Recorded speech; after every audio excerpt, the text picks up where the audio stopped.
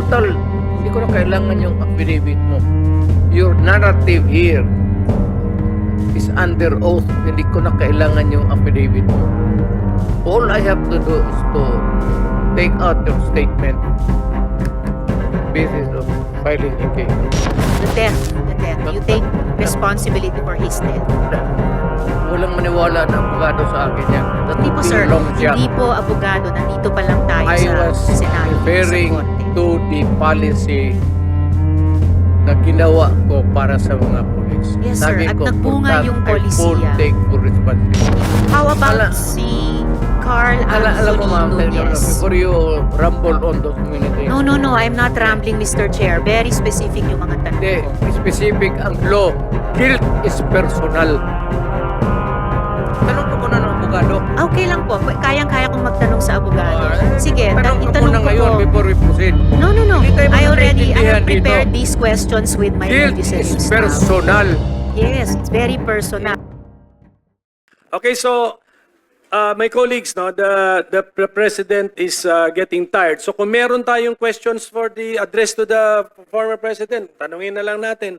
Sir, okay ka lang, sir? Sir, I'm good until 4 o'clock. Yeah, I know. So, 5 na sir, 5 na. Totoo, sir. 4 a.m. 4 a.m. He's referring to 4 Hindi ako a.m. nagpapatawa. Yes, I know that, Mr. President. Mr. Chairman, Okay, so- just to clarify, and I hope I didn't miss anything.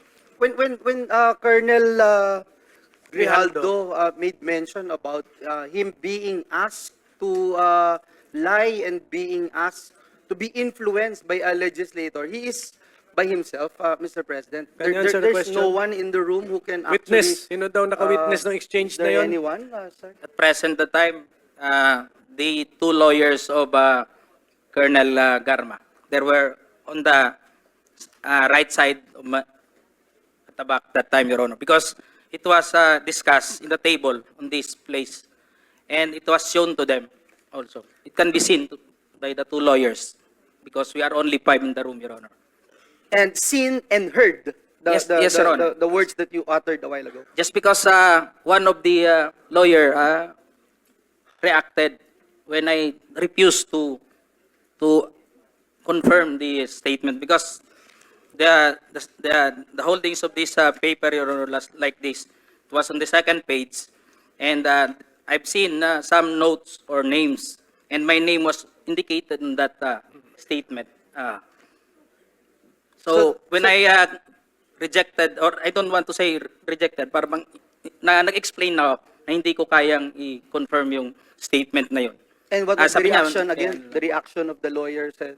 Hindi na rin sila umimik, Your Honor. Kasi yun lang naman gusto nila na mag-collaborate do sa statement na pinabit ni Colonel Garma. Thank you, Mr. Okay, Chair. so can we now entertain questions directed to the former president? Ano, sir? You're right. Wait a minute. Yes, Mr. sir. President raising his hand. Yes, sir. Thank you for giving me the time. I'd like to ask the Colonel, sino yung idiot na superior mo? What is the question, sir? That who is the superior of? Yes, the one who... Alam mo ano ang ginawa nung ulol na yon? Subornation of perjury. That is a crime. Tingnan mo sa revised penal code.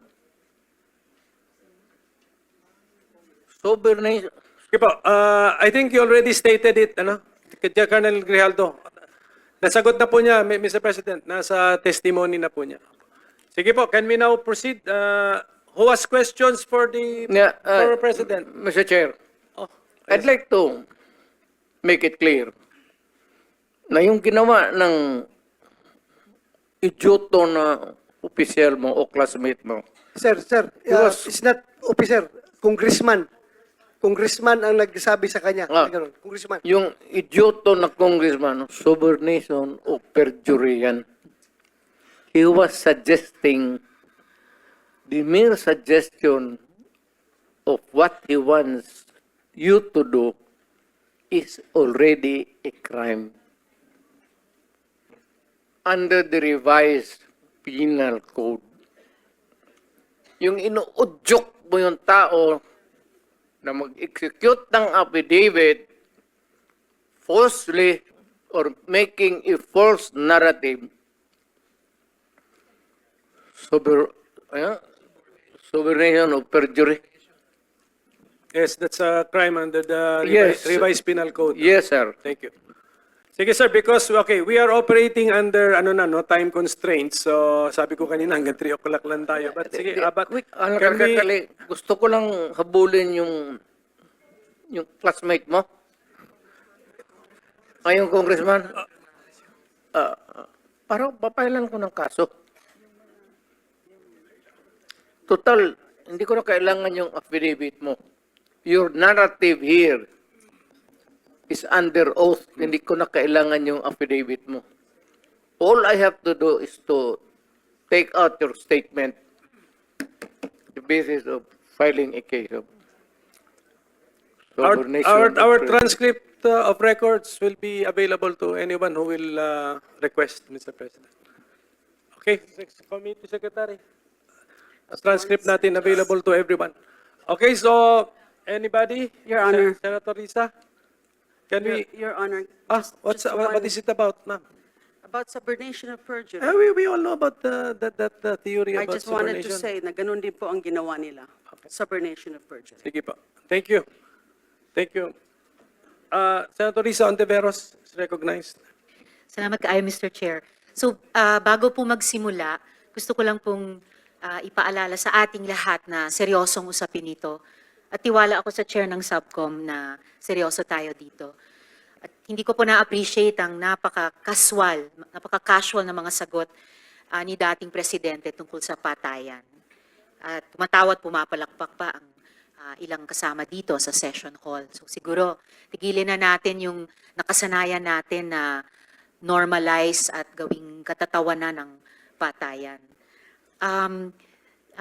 Sir, sabi nyo, when you are confronted by a criminal, you must overcome the resistance. Ibig po ba sabihin na lahat ng na EJK may barel? Kasi kung gano'n, nasa na po kaya yung mga barel? Dapat may libo-libo ng barel sa custody ng PNP. Do you have any thought on that? No, that is you're asking somebody somewhere or to make an accounting which is not possible. That your question cannot be answered here. All right, sir. So, but I think it can be questioned kung hindi nyo kayang i-address, itatanong po namin sa PNP. Sabi nyo rin po kanina, you take full legal responsibility for the consequences of the drug war. Yes. Kanina rin, Yes. kanina rin sabi nyo, maraming mali. No? So, halimbawa, si Kian de los Santos, menor de edad, hindi armado, nagmamakaawa, pero pinatay ng mga pulis sa drug war. Oh. Do you take responsibility for the death of Kian de los Santos? The criminal act, hindi naman siguro. The death. You That- take that- responsibility for his death. Walang maniwala na abogado sa akin yan. That Hindi would po, be sir. a long shot. Hindi po abogado. Nandito pa lang tayo I sa was Senado, hindi sa referring Korte. to the policy na ginawa ko para sa mga pulis. Yes, Sabi sir. At ko, nagbunga for that, yung I polisiya. take full responsibility Yes, for and that. what about yung bunga ng polisiya na libo-libong namatay kasama si Kian de los Santos? Do you also take full responsibility for that? Because in October 2020, na-quote po kayo na sinabi nyo, if there's killing there, I'm saying I'm the one. You can hold me responsible for anything, any death that has occurred in the execution of the drug war. Noong October ulit, October 21, nung 2021 naman, in a Reuters interview, kinwote kayo na sinabing, if there is any person who is going to prison, it would be me. I assume full responsibility. So, do you assume responsibility for the death of Kian de los Santos? Mr. No. Chair? No. How about Ala- si Carl Alam mo, ma'am, Anthony Nunez? before you rumble on those many things, No, I'm not rambling, Mr. Chair. Very specific yung mga tanong ko. the specific ang law, guilt is personal. Tanong ka muna ng abogado. Okay lang po. Kayang-kaya kong magtanong sa abogado. Sige, tanong ka itanong muna ko ngayon po. before we proceed. No. Hindi tayo I magkakaintindihan have prepared dito. these questions with my Guilt legislative is staff. personal. Yes, it's very personal. Hindi So, mo pwedeng ipasa sa iba yan. no, hindi po ito pagpasa. Ah, Iniimbestiga kaya nga. po ng Blue Ribbon yung war on drugs at yung naging bunga na extrajudicial killings dyan. And I am basing my question dun sa mga sinabi ninyo repeatedly, parang tuwing Oktubre nga sinasabi nyo, na you will take responsibility. Correct. So now let me ask you about Carl Anthony Nunez, 20 years old. Walang nahanap na droga o baril sa katawan niya. Sabi nga ng investigador, mistaken identity. Do you take responsibility for his death? You know, ma'am, can I ask for a recess of just a It's few all right, minutes? Mr. Chair. Yes. Hearing is suspended.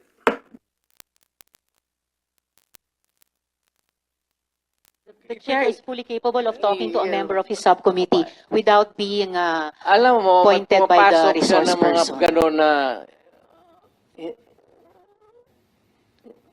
wala sa bata. No, Mr. Chair. I am basing it both on the policy question and yung mga sinabi mismo ng former president. Suspended tayo. Mr. President, Suspend muna kayo, suspended usap ito. kayo.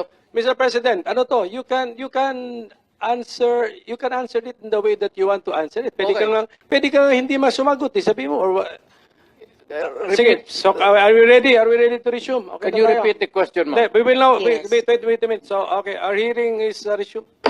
Salamat kaayo, Mr. Chair. Ang tanong ko po ay, if you take responsibility, as you said in October 2020, as you said in October 2021 about assuming responsibility for the war on drugs, do you take responsibility for the death of Carl Anthony Nunez? Ang ko po ay, if you take responsibility, as you said in October 2020, as you said in October 2021 about assuming responsibility for the war on drugs, do you take responsibility for the death of Carl Anthony Nunez, Mr. Chair?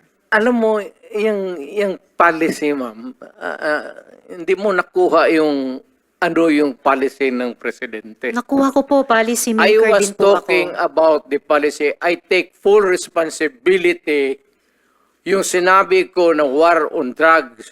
You said, Pero sir, kung you can hold me magpasok ka responsible ng for any death. specific crime, Yes, sir. You spoke hindi about pwede yan. you spoke about At specific saka, crimes. kung sabihin ko, I will take full responsibility, magdating tayo sa korte, hindi naman tatanggapin yan. Well, Mr. Chair, and if the resource person could keep his volume and pitch to a normal trying level. to pin me down on Mr. Chair, you are pinned down by your own statements you of cannot- October. you have to pin no, me Mr. down Chair. lower. I'm not trying to pin you lawfully. down The on exchanges air. are no longer productive. Mr. So hearing Chair. is Do not pin me suspended. down on semantics. Okay.